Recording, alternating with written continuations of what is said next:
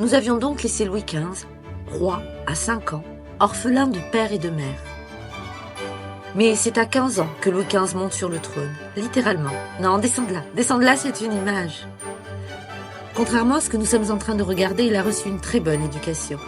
Passionné d'astronomie, de serrurerie, d'horlogerie, il parle latin, il connaît les constellations. À 15 ans, Louis est déjà marié. Elle, c'est Marie Ledzinska. Ensemble, ils auront 10 enfants. À l'âge adulte, voici Louis XV. Bel homme, n'est-ce pas? Le roi bien peigné, bien poudré, l'air affable. Mais comme nous sommes au XXIe siècle, ce qui est censé donner plus de droits à la populace, dont je suis, on va dire qu'aujourd'hui il ressemblerait plutôt à cela.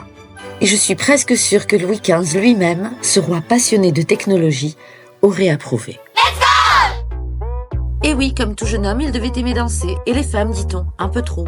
Mais pas plus que son arrière-grand-père ne les avait aimées. Allez Louis, on se calme. Il était aimé, Louis XV. On l'appelait d'ailleurs le roi bien-aimé. Et puis, tout va basculer.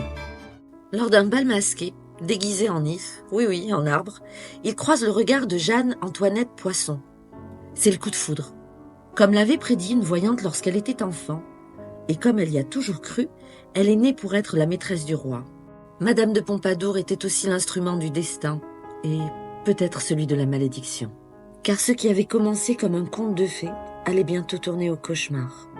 En 1750, Louis XV reprend en main le mystérieux diamant, hérité de son arrière-grand-père Louis XIV. Il le fait retailler pour qu'il devienne le cœur flamboyant d'un des symboles les plus prestigieux du royaume, l'ordre de la Toison d'Or. Le roi l'arbore fièrement, et, comme pour Louis XIV, la malédiction